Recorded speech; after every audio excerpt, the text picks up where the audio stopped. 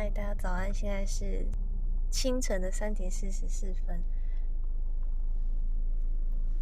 我的 Uber 老爸又上工了，他现在要载我去机场。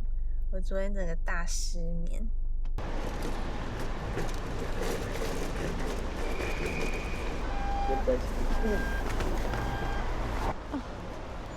是蛮重的。感谢我爸再度一路顺风，送我出发。好，单车路很平安。好，拜拜。拜拜。你现在会看镜头。要去 check in 了，好紧张，已经是第2次了，但是还是很紧张、很焦虑。而且早上现在才4点半，机场已经很多人。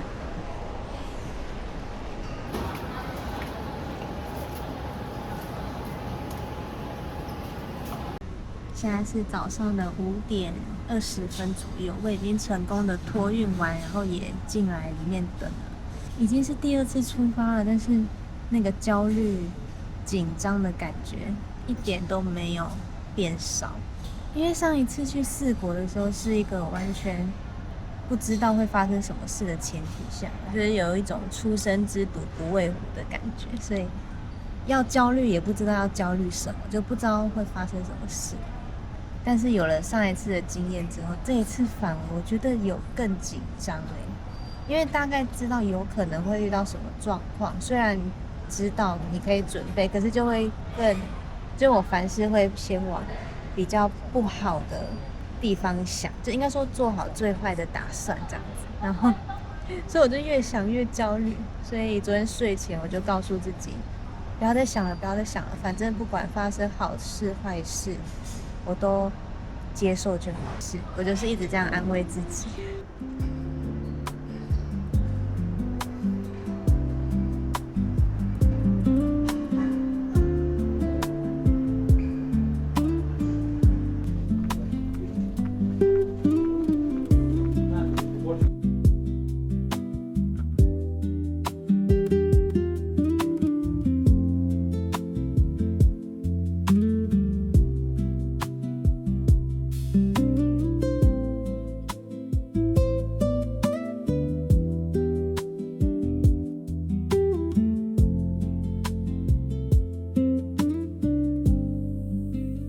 顺利入境日本了，而且单车它比较快出来，因为它是另外的人会拿出来，所以就没有什么等到。然后我现在要去坐巴士，然后因为我有点紧张，因为我的行李箱单车箱其实是大小刚刚好，就它有个规定多大的纸箱可以坐车，然后但是因为我的货架没有拆，所以纸箱有一点点的凸出来。就不知道可不可以上，就先过去看看吧，因为就是差2公分左右，所以我有点焦虑，不知道到底可不可以坐巴士，因为坐巴士是我比对下来比较方便的方法。好，如果不能坐再说吧。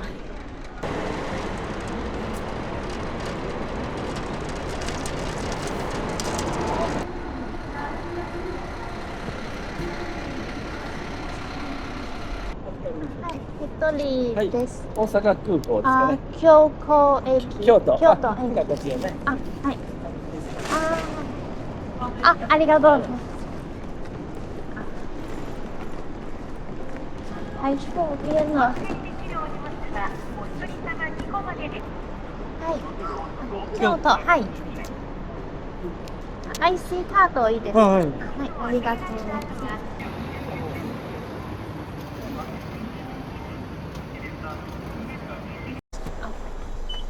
ワンモアタッチ。はい、ありがとうございます。はい、どうぞ。空いてるとこ座ってください。はい、どうぞ。旅だ。ほんまだ。Bus is bound for Kyoto Station, Hashikaguchi, via Highway Kyoto Name. Our on the bus. Thank you for your cooperation. これはこちらに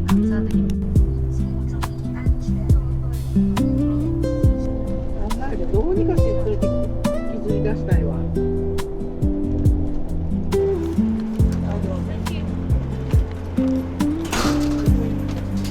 らですか。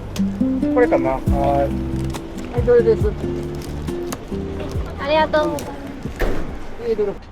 我现在下巴士了，我要先看一下回程的巴士要在哪里搭。然后我现在的最大难关是，我要把我的单车扛到饭店，然后地图是写步行大概13分钟，就来看看我们可不可以把它扛到那边去，因为这边不方便叫计程车啦，但我也懒得等，想说走看看。然后我有自备背带。我自备这个袋子会比较好背，试试看咯。就是一切靠蛮力。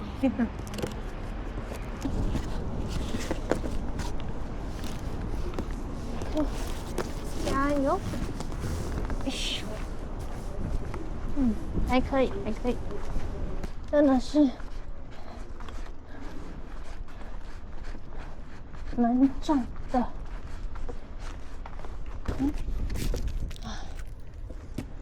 扛一段走一段。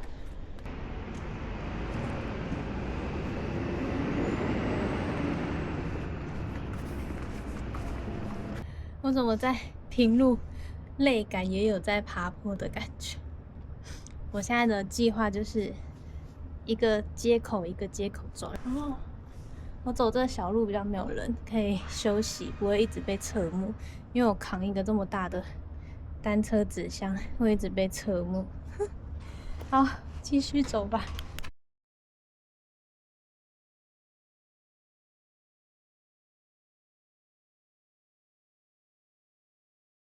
どこまで行くんですか？ホテル？これホテル。ここ。グリーンリーチホテル。オッケーオッケー。いいですか？もちろん。ありがとう。はい。はい。すいません。これは何？自転車？自転車。サイクリング琵琶湖一周。おお。こっから出発するの？そう。めっちゃ重そうだった。そう。そうですね。ジェニー。ジェニーさん。私は花。花さん、家帰りますか？そう、さっき家近くで。あ、よかった。めっちゃいい人。2人？はい。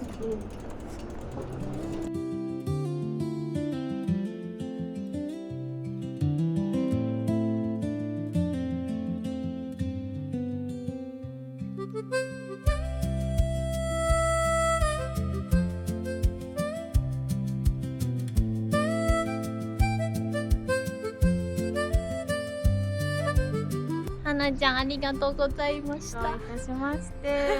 すっごく重そうだった。そうですね。他帮我用脚踏车运我的脚踏车。ありがとう。ね、楽しんで日本。はい。無事にできることを祈ってます。はい、ありがとうございます。You like angel. ありがとう。ライト。本当？はい。楽しみ、ありがとう。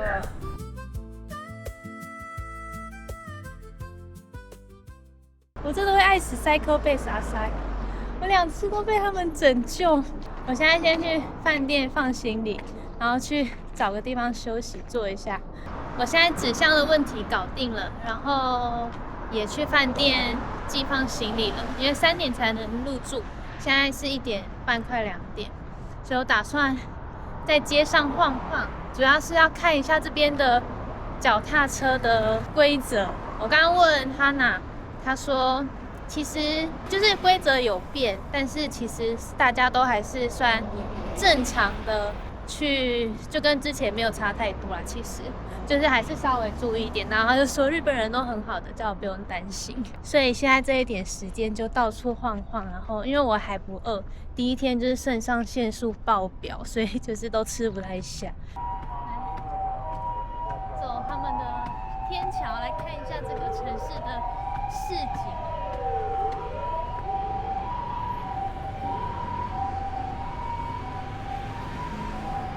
很热，今天。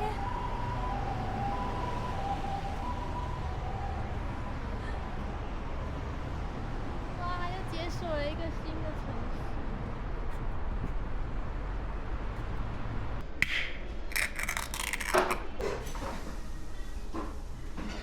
几号馆。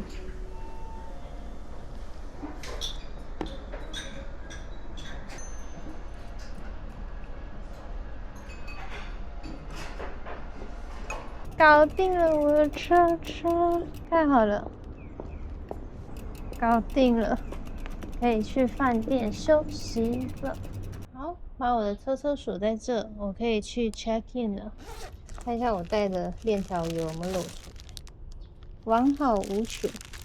但我还是有用一个夹链袋包起来，因为毕竟油的东西在飞机上不知道气压会不会让它漏出来。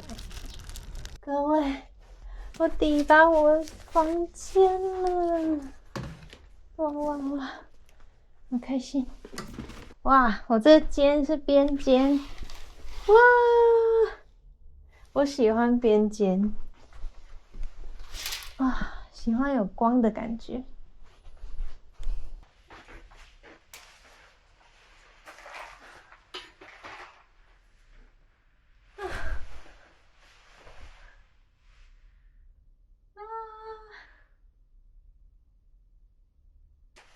第一天移动绝对是最累的，因为昨天都没有怎么睡嘛。昨天12点多睡，3点多就起来了，所以今天一整天都是靠肾上腺素在撑着，那个亢奋的感觉。休息一下，等一下要去附近的 mall 先采买一下明天要用的东西。那这个时间先来中场总结一下。搭飞机到关西机场有2个方式可以到京都，一个是坐电车，一个是坐巴士。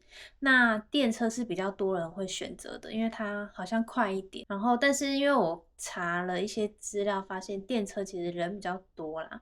然后，因为我的行李又比较大，加上不确定会不会可以顺利的放到大型行李的位置，所以就是有很多变数。那后来我就发现，有人推荐用巴士，用巴士比较方便，然后也会有专人协助搬运行李，所以我后来就想说搭巴士，而且时间其实也不会差太久，只要不塞车的话。但今天因为是黄金周的关系，有一段小小的塞，但也没有 delay 很久，所以整体来说我觉得搭巴士是非常方便的。然后我今天飞机入境是第1航厦，然后它的入境大门就是你一出那个入境大门，然后再直直的往门外走就是巴士站了，超级方便。如果你是在1航厦的话，巴士站就是在8号，然后它8号会有分大阪跟京都，就是它排队的路线是一个大阪一个京都。我一开始排错，就排到大阪那边去。其实都很简单，因为如果排错了，就是再往旁边移就好了。工作人员都会提醒你，只要你的行李不要超过他们官网有一个规定的尺寸，其实基本上都上得去。所以一切都比我想象中的还要顺利的抵达了。但最难的呢，真的就是从下巴士的那个地方要走到我饭店的地方。表定 Google 是写13分钟，就正常走路。可是我扛着一个这么大的箱子，然后又23公斤。我原本想的很天真，反正我就是慢慢扛，确实也可以。可是因为我肩上又背了一个7公斤左右的行李，又天气蛮热的，然后又扛那个23公斤，我就是一个街口一个街口停下来休息一下。其实真的就走10步我就要停1步，但我也想说没关系，反正我不急，3点才要 check in， 我就是这样慢慢走。我可能看起来很可怜吧。所以后来呢，居然就有一个女生，其实我一开始有眼角看到那个女生她骑脚踏车经过，因为我一路上走很慢，我就顺便观察他们日本当地现在脚踏车的一些规定，因为毕竟4月有整个大改版一次，所以想说观察一下。我就有看到那个女生骑过去，过了可能一下子吧，她就从我前面过来，然后就在我面前停下来，然后要跟我讲话。我一开始还想说他是谁吗？我认识他吗？就是有种很眼熟的感觉。然后他就问我说要不要帮忙，然后我要到哪里什么的。我就说没关系没关系，因为我的行李真的很重。然后他又骑脚踏车，就是淑女车这样子。我就说不用不用很重。然后因为天气也很热，我就很不好意思麻烦人家。但是他就是非常帅气，二话不说，他就直接把我的行李拿起来，可以放在他的后货架，然后我们就是一起推的，就等于把他的单车当成推车用。然后我们就一起推到了我住宿饭店的旁边有一间车店。我真的超级感动的，因为他说他那时候路过我，然后他想说怎么有一个女生拿一个这么重的行李，然后他就心里想说，他有点担心我这么热的天气，他还要走很远吗？这样子，就是他有很多这种很担心我的想法，所以他就决定绕回来问看看我需不需要帮忙。怎么会这么好？我现在讲着讲着，我就想哭，我就觉得这种感受是非常美好的，是很流动的一种善意的温暖。我才来第1天呢。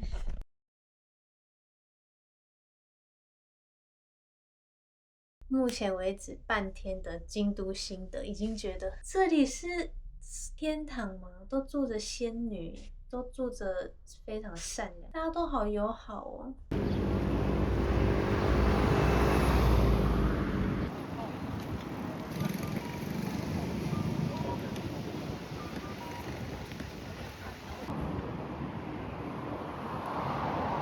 OK， 尘埃落定，尘埃落定。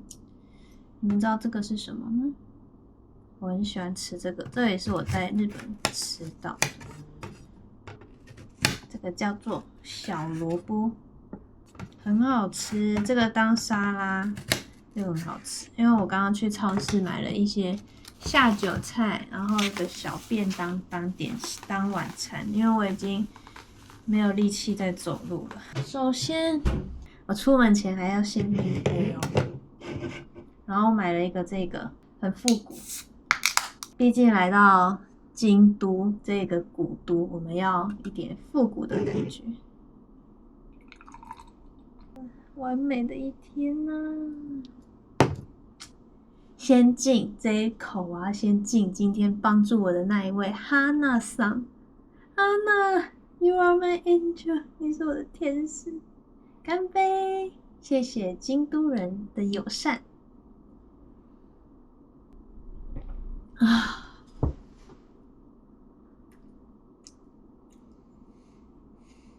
哇，很好喝诶，它的麦味很足。小萝卜，就是那个味道，好好吃。那来讲一下我是怎么处理我的纸箱。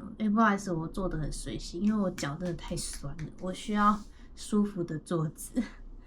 我的扣子没有扣。我是怎么处理我的纸箱呢？这其实最一开始是我最担心的问题。我先讲我这次的做法。我这次呢是我的这个饭店，我会订这个饭店是因为这个饭店的旁边就有一间脚踏车店，连锁的单车店，有点像台湾的捷安特的那种概念，就是到处每个城市都有。然后我之前在4国也有请他们检查车，大概知道他们的服务怎么样。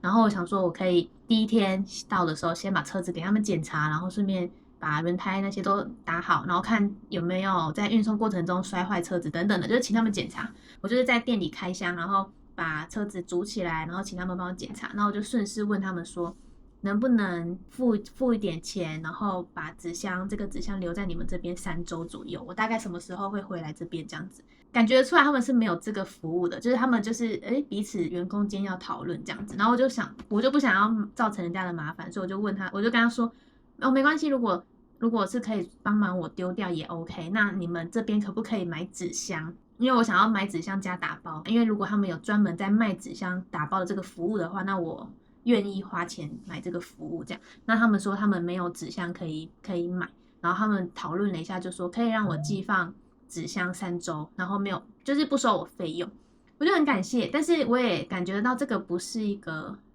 正常的流程，就是这不是他们业务范围里的，只是他们这间店有空间，然后可以这样做，所以并不代表每一间店都可以这样做，所以就是提供一个参考。因为我那时候会有这个想法，但是我也不确定到底可不可行。我的最坏的打算就是，如果真的不行，那我就是把纸箱就是丢掉，然后回程。